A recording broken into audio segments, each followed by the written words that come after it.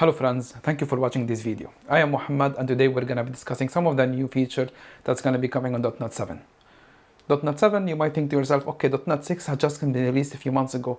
Why are we talking for .NET 7 already? Well, .NET 7 is in the works and actually it's going to be released on November of this year. And it's going to contain a lot of new exciting features which we're going to be covering inside this video.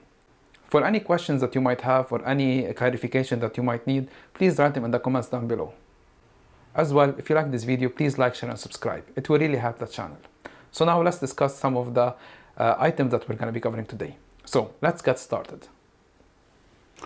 With .NET 7, there's a lot of improvement. We can think about it as more of a stability and features improvement rather than a radical change.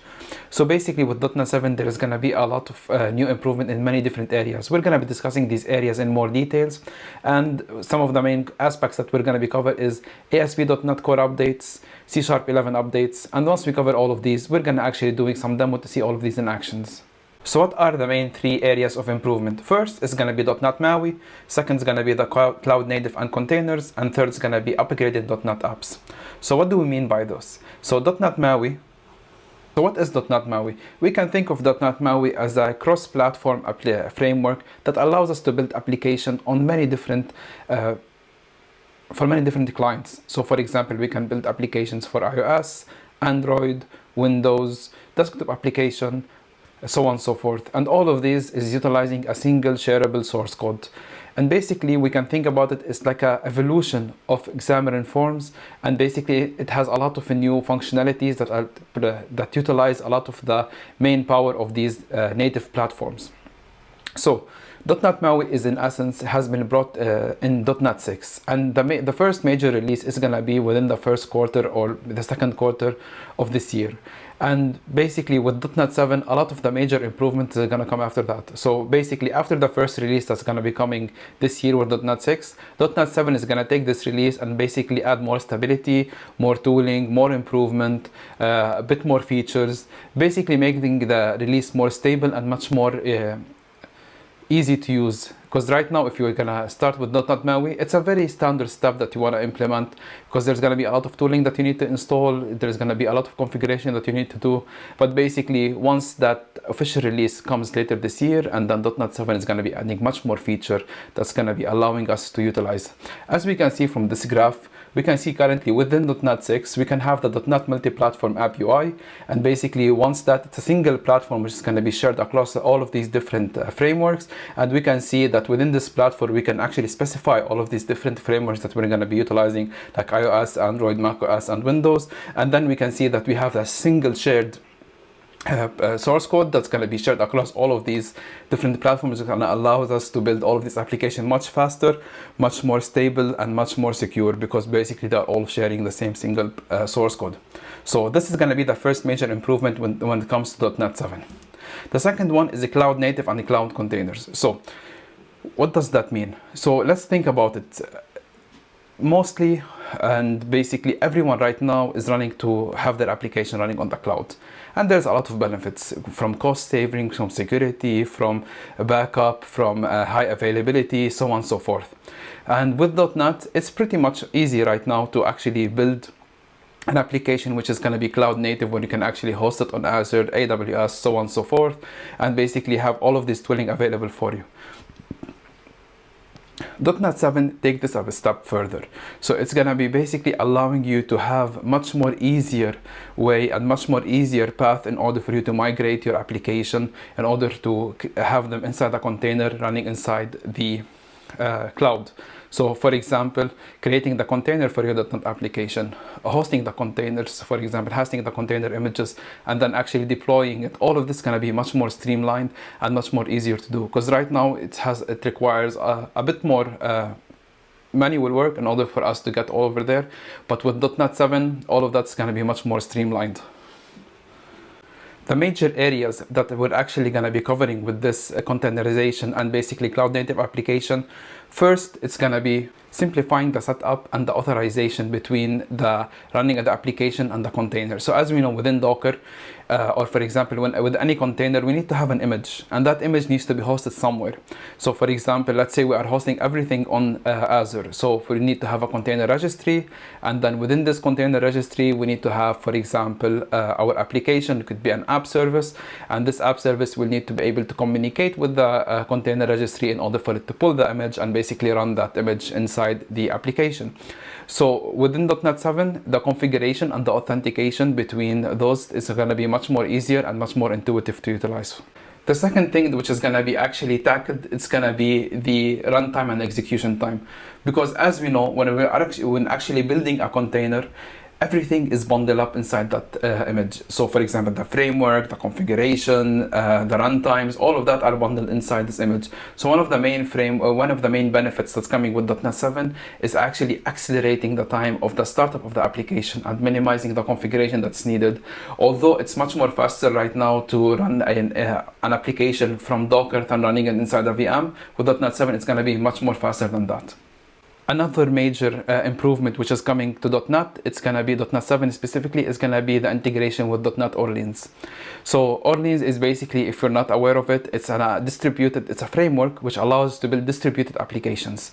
And Orleans has a lot of cool features, and I highly recommend that you go check it out. I'm gonna leave the link in the description down below.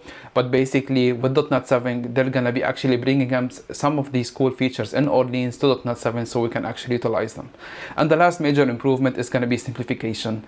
And basically the way we actually deploy and create our container images, as we said earlier, is gonna be much more easier than before. So this is the second point when it comes to the new feature of the .NET 7. So let's see what is the third point, or third major improvement that's coming within .NET 7. The third and major point that's coming within .NET 7 is going to be the upgrading of .NET application. So what does that mean? A lot of the big enterprises right now are still running on full .NET framework, which is going to be 4.7, 4.8, something like that. And basically, they are missing out on a lot of the new feature that has been introduced with .NET 5, .NET 6, and hopefully within the .NET 7 release. So within .NET 7, first of all, the migration tool that Microsoft already provides with .NET 6 and .NET 5 is already going to be upgraded. So it's going to allow much more easier migration from these old .NET framework applications into the new .NET Core family. So that's going to be the first thing that's going to be happening. The second thing is it's going to allow to have a hybrid migration. So what does that mean? So basically it's going to allow us to create application within actually create features of the application within .NET 7 while actually running some of the older source code within the .NET framework. So because as we know, within businesses, we need to actually think about like the maintainability of and adding a new feature to our application, while as well handling tech debt. We cannot just stop all of the development or all of the feature development of our application just so we can handle tech debt, because our customers expect us to always adding a new feature for them to be engaged with our software. So in order for these big enterprises to actually continue working with these on their products and actually adding more features to their products, the new feature within .NET 7 will allow us to have hybrid approach, which means that if we want to develop new features, we can actually develop them within .NET 7 and plug them into our application, which is going to be running a .NET framework. And while we're doing that, we can actually start migrating the application from .NET framework to .NET 7 step by step. So this hybrid approach will allow us to actually have the best of both worlds, or basically have the best of .NET 7 what can offer, and while we're actually migrating step by step. And the migration assistant that's going to be provided for us will actually create, for example, some information that's going to allow us to actually see where is going to be our pain point, and they're going to help us actually migrate from the .NET framework to .NET 7 way much more easier. So once we have covered the three major areas that we currently have within the application, we're going to be actually right now focusing on the ASP.NET Core, and basically what are the main features that's coming to ASP.NET Core. The first point that we're going to be talking about is performance improvements. Although with .NET 6 we have seen a major improvement when it comes to the performance of application, .NET 7 is going to take this a step further. It's going to provide us with a lot of better performance when it comes to running our application. It's going to get way more faster than we currently have. I think .NET 6 is 40% faster, something like that. With .NET 7 this is going to be much more faster basically. The second point is HTTP 3 support. So as we know, most of the web browsers currently rely on HTTP 1.1, and most of the most recent browsers have HTTP 2 enabled. With .NET 7, HTTP 3 is going to be supported for the application out of the box. Currently, you can actually utilize HTTP 3 within the .NET 6. You have to do some configuration. You need to add some kind of like a workaround in order for you to enable HTTP 3 inside .NET 6. But when .NET 7 comes out, it's going to be supported out of the box within the configuration. So you don't really need to do anything from your side in order for you to make your application compatible with HTTP 3. Another major feature, it's gonna be minimal APIs. So minimal APIs got introduced with .NET 6, and basically minimal APIs is gonna be an easy way for us to actually build APIs on the go. So it removed the complexity of having a model view and the MVC framework, model view controllers, and basically it will allow us to have an API out of the box ready for us to use with a simple, I think with the 3 lines of code or 4 lines of code, you can have an API up and running, which is fantastic.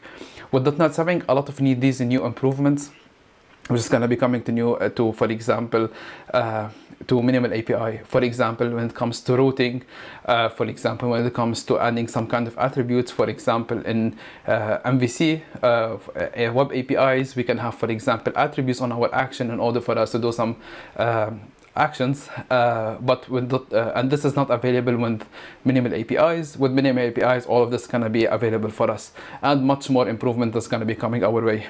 And lastly, we're going to be come to Blazor. Blazor has been a major factor in the development of .NET 5, .NET 6, and it has been adapted widely by the development family.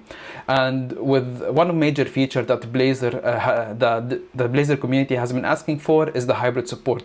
So what does hybrid support mean? It means that we can actually run the application without actually being connected to the internet. So the application will be downloaded in the browser, and basically it will be able to do all of the work we want to do there, and then it will be actually be able to connect to the internet and actually do all of the syncing for the information there. So Blazor hybrid support is going to be coming for us within the .NET 7 release. So basically it will allow us to build desktop application with Blazor. And finally, within this section, we're going to be covering the changes that's coming within C# 11. And C# 11 feature are basically going to be some new string interpolation. So we're going to be having the ability to have new lines inside the string interpolation, which is currently not available for us inside .NET 6 or .NET 5 or any of the other .NET Core frameworks. We're going to have, for example, parameter null checking. We're going to be covering this. So previously, in case we have an argument which is going to be sent to us, which is going to be null, we have to write the code manually and to throw a null exception. But right now all of this is going to be covered for us by default within .NET 7. Another feature is going to be list patterns, which is very exciting, as well as the nullable reference type, which is also going to be how we can interact with it. It's also very exciting features coming with the C# 11. We're going to be covering some of these inside the demo within this video.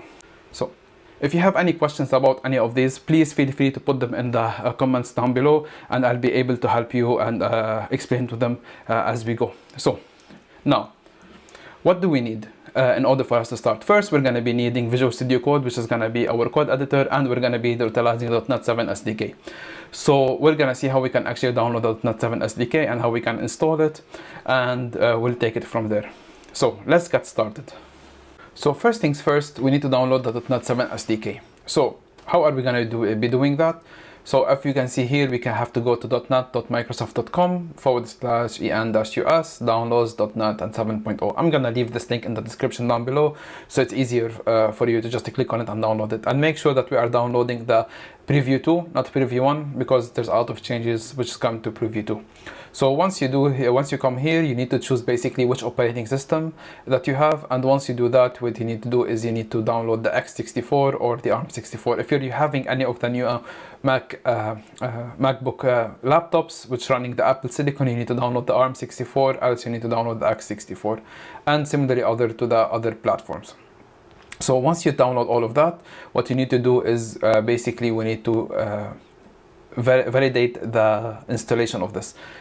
We're just gonna hold on this a bit, because the goal of this video right now is we're gonna be taking a .NET 6 application which is gonna be an application that we have already built previously. It's gonna be on my GitHub. You can just get it from there, and we're gonna be upgrading into .NET 7, and then we're gonna be implementing some of the features there, so we can see what is the process of having the application migrate from .NET 6 to .NET 7, as well as actually utilizing some of the new features when it comes to .NET 7. So in order for us to do that, what we're going to be doing is we're going to go to my GitHub account. Again, please, if you're not following me there, please make sure that you follow me there. And once you come here, you need to click on repositories. And once you click, once you click on repositories, what you need to do is basically you need to actually search for v6. And this will give you v6-API core 5. I need to change the name. So once you click on that, it will take you to this one. It's going to be a very simple to do API, which has been updated to .NET 6. And right now what we're going to be doing is we're going to be getting the code locally on our machine, and then we're going to be going through step by step of how we can actually update it to .NET 7. I'm just going to open my application in Visual Studio Code, as simple as that. So once you open the application in Visual Studio Code, you're going to be seeing here the application. You're going to be seeing basically the structure of it. So let's open a new terminal here. And we're going to say, don't ask again. We don't want any of this. So first of all, we're going to do a restore. So just to make sure that the application is running as it should be. So .NET build. So this basically is going to restore everything. We need to go to do and then do .NET build.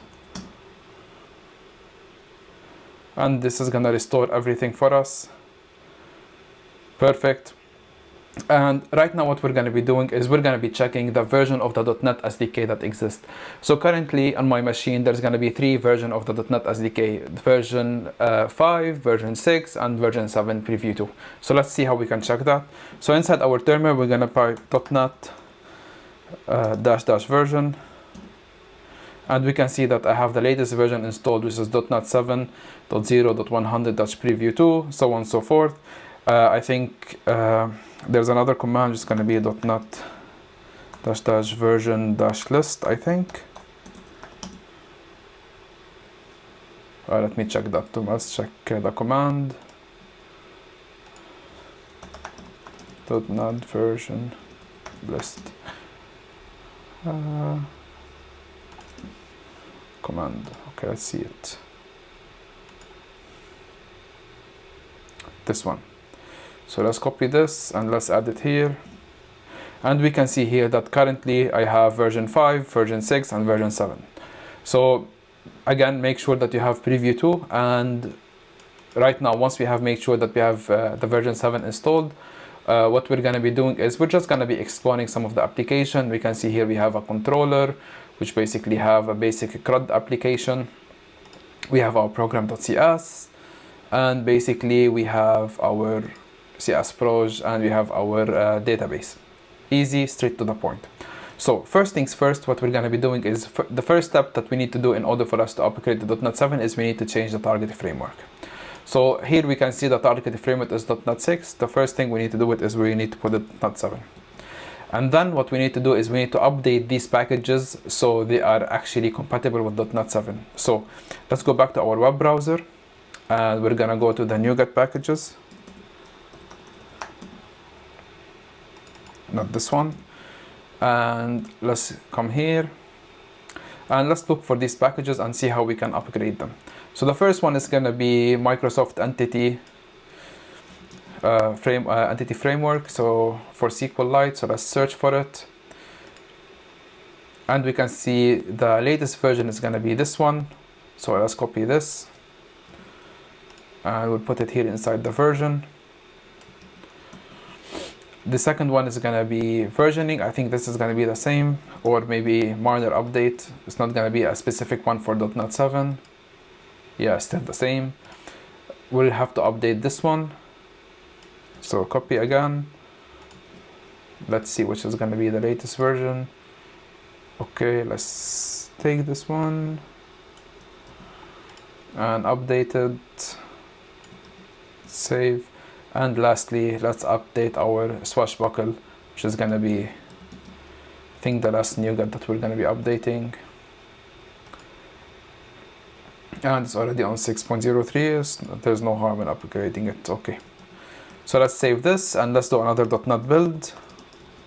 And right now, basically, our application should be building fully within .NET 7. And we can see here that we're having a lot of errors. And if you get this, it's very easy because currently all of your DLLs are basically cached within .NET 6. So what you need to do is you need to put .NET clean. Basically, it will clean your application. And then you need to do .NET build.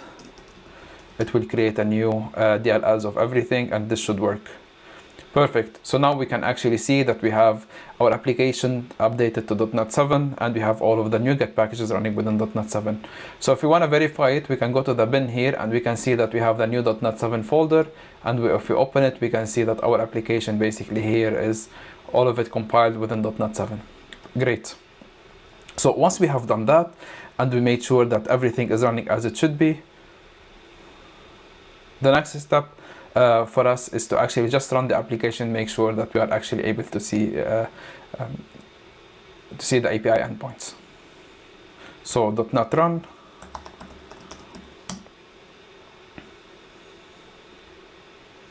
This should take okay.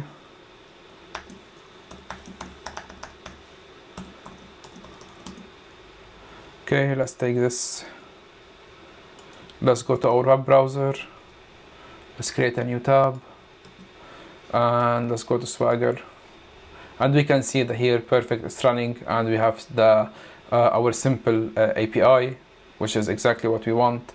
And if we see try it out, execute, and we should see some items here coming. Okay, great. We can see this application is running as it should be, supported by .NET 7. Perfect. One of the major features that came with the .NET 7 Preview 2 is implicit service injection. So what does that mean? So let's create a new controller similar to the API that we currently have, and basically what we're going to be similar to the to-do controller that we currently have, and it's going to be fully built on .NET 7 so we can implement this feature. So let's go to the controllers folder and let's create a new class, and we're going to call it similar to do. We're gonna call it 7 because we're upgrading to .NET 7 controller. So once we do that, let's just change the format so it will look like a upgraded version. It just looks right now. Doesn't have any other feature than the looks. So once we do here, we go here. So basically what we're gonna be doing is we wanna implement this action, only one action for now. And we want to actually utilize the new .NET 7 service injection. So let's see how we can do that. So first of all, let's copy this because it's the same thing it's going to be. We'll paste it here. And we need to add the references. So let's add these references. And this is going to be from controller base.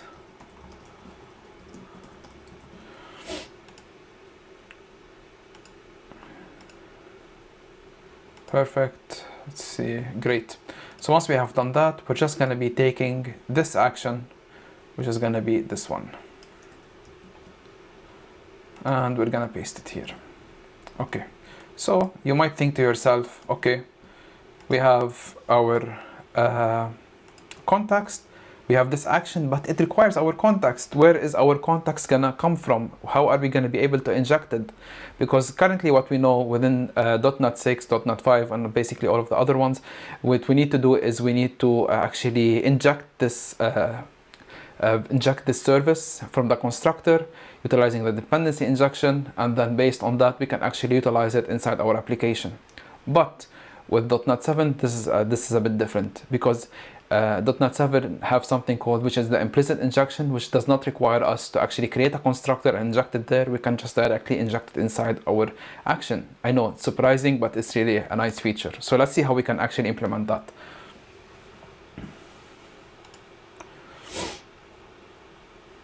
So first things first, context, what is it? Context, if we actually go back here and we can take a look at it, it's basically an API DB context, and it's being injected here and being utilized. So how we can actually utilize this inside our new controller without actually creating a constructor? Very easy. So what we need to do here is we need to actually, inside the brackets, we put API DB context, and we'll call it context. And first, let's fix those references. And I'm gonna change this from underscore context to context. And you might think to yourself, okay, let's fix also this. You need link and framework core, sorry. So you might think to yourself, okay, this cannot work. Why? How is it knowing? And how does it know that this needs to be injected? So this basically is this. So from services here, which is basically informing our .NET application that you need to look for a service inside the startup class in order for you to inject this. So from services means that this dependency is coming from the services, and it's going to be coming from the DI container that we currently have, dependency injection container that we currently have. So because of that, with .NET 7 we don't really need to put the from services one, so we can actually remove it. And we're gonna have basically the from contact API DB context without actually having the from services attribute there. So if we think about it, it's basically taking the responsibility, or basically generating the code in the background, which is basically creating a constructor, injecting it, and all of that. Just because .NET 7 is kind of taking full ownership of that, all we need to do is inside the action parameters, put the service that we want to utilize, and we can utilize it inside this service. So here, right now, let us test this and see if it's actually work or not. So let's save this. Let's stop the application. Let's run it again.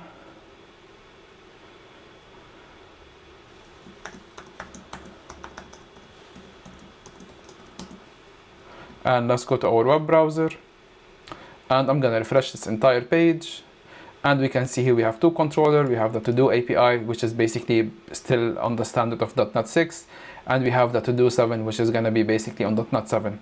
So first, let's run the old one to see the output that we can expect. And we can see here we got a 200 response, and we got all of this response coming back for us.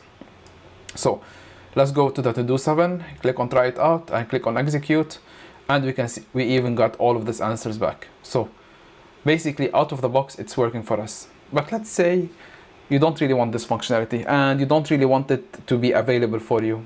Well, you can actually disable it. Let's say you're migrating from .NET 6 to .NET 7, and there's a lot of stuff out there inside your source code, and you don't really want this functionality to be enabled. .NET 7 made it really easy for us to actually disable this and basically come back to the normal implementation. So let's see how we can disable this. So we'll just stop this here. We need to go to the program.cs.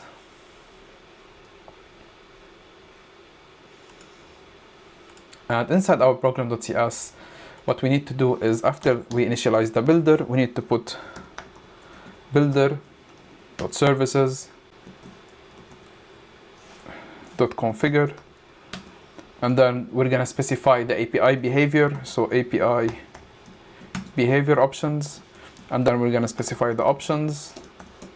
Can I create a lambda, and then let's close it. And here we're going to put options dot disable implicit from service parameter, and we're going to say it's true. So basically what we did here is we connected to the builder, which is going to be our web application. We went to the services.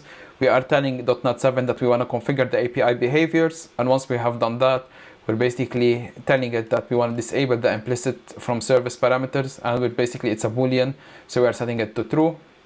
And right now, if we save this and we run our application,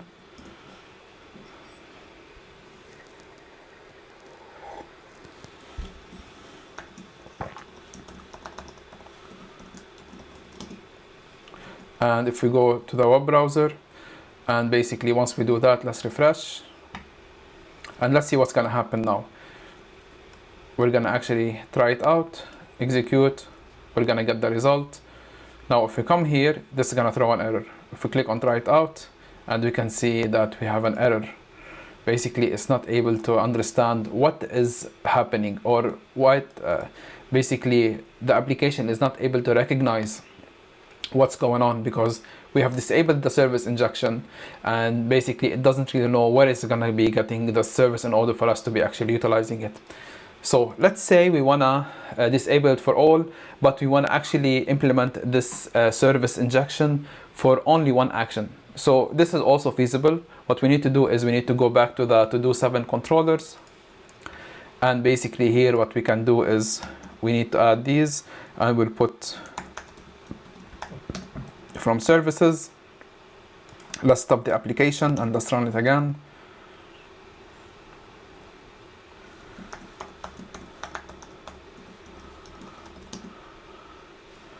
And let's go to our web browser, let's refresh. Let's run this to make sure it's still running. Perfect. And then if we come here and try it out, execute, and we can see it's working. So although we have disabled it globally, we can still enable it on every single action by itself. Great. So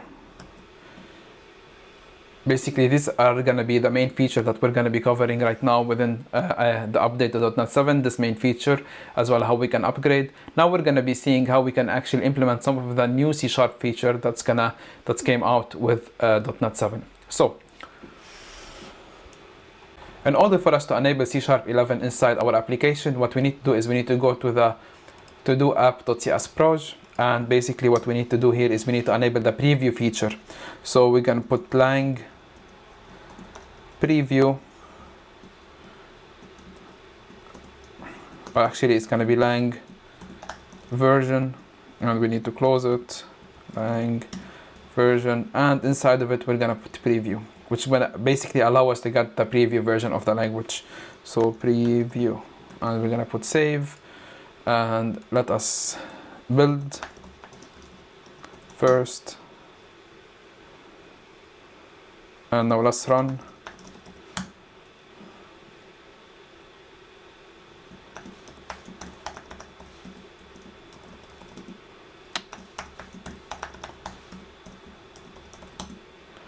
And we can see the application is running within the latest preview. Perfect. This means that we are currently utilizing C# 11. So the first thing that we're going to be utilizing is, let's go back to this controller and let's have a string interpolation. So for example, let's say var my message equal, let's say what do we want to say? Let's say Mohamad went to the market to buy .NET 7 features on, and we'll specify the date. I will put date time .utc now, for example. Okay, and we're gonna add another one, which is gonna be today's date is, for example, we're gonna put date time .now .month, today's month. Okay, so we can see here that currently within this, if we do this, actually this will work because we have already upgraded. So let's remove this for now, save, and let's come back here, and if we actually do this, it's not gonna be happy, because basically what we're doing here is we're creating a new line, and within string interpolation we're not really gonna be able to utilize it because it doesn't really know what to do with this new line inside the string interpolation. So let's go back here, let's add this back, let's save this, and let's come back here and let's build.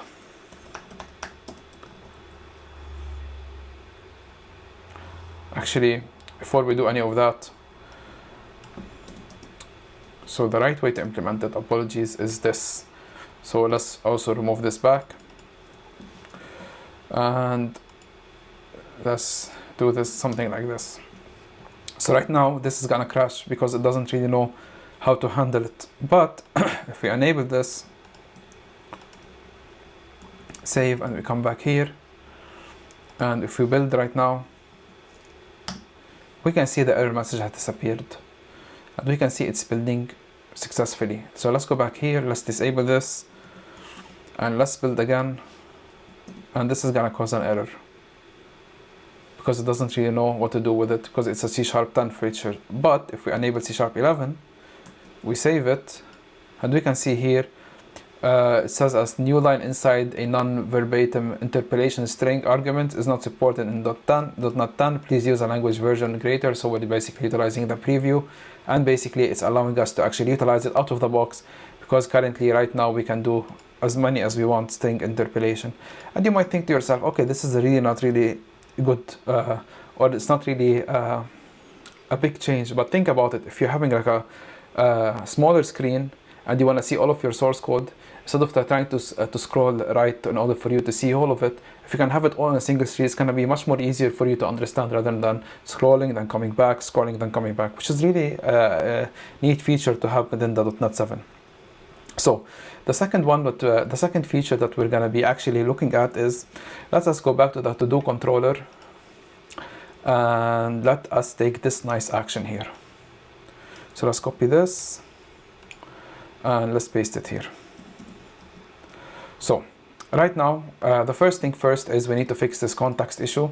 So let us put this here, and let us copy all of this because we're going to be needing it. So let's copy it here and add it here. So the first thing that we're going to be doing is, let's say we have this int as a nullable. So in case we have it as a nullable, what do we need to do? So we need to check if id equal null. What we need to do is we need to throw a not found. What was it? It's gonna throw argument null exception.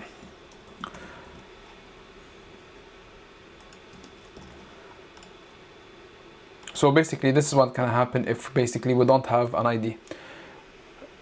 This is okay, but this can get a bit repetitive if we have, for example, multiple parameters or different actions. So with C#11, it made it really easy for us. So let's remove this.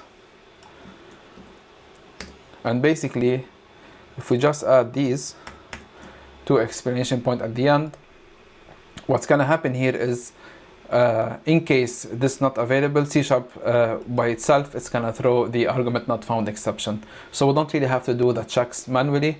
All we need to do is add these two exclamation mark, and basically C# will take care of the rest, and we will be able to actually throw that exception directly out of the box. So right now, if we save this and build it, we can see it's actually gonna work. .NET build, it's building, and then what we're gonna do is .NET run.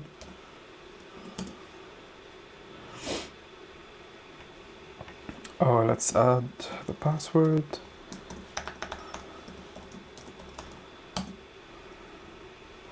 And let's go to our web browser. And let's refresh this. And now we can see they have the second one. And let's put try it out. And I'm not gonna provide anything. I'm just gonna put execute. Oh, it will not allow us here. It's fine. Let's put null. I don't know if this will work. No, let's put 0. It's not gonna work, but you get the point. So basically, instead of us having this to specify it ourselves, it's gonna be directly provided for us out of the box from C#11. So this video is just gonna be a quick overview about some of the new feature which is gonna be coming within .NET 7. This is only preview 2. There's a lot of previews coming our way. Hopefully within this month we're gonna see preview 3 with a lot of new feature which is gonna be also covering. If you have any questions, if you have any clarification, please add them in the comments down below. And basically, this shows a lot of the work that's going to be coming, all of the work that has already been put in .NET, and all of the future plan, that's all of the enhancement that's going to be coming our way, which is going to be very, very exciting for us. If you like this video, please like, share and subscribe. It will really help the channel. And if you have any questions, please also mention them in the comments down below, and we're going to be covering this. Again, thank you very much for watching. I hope this video was beneficial, and have a great day.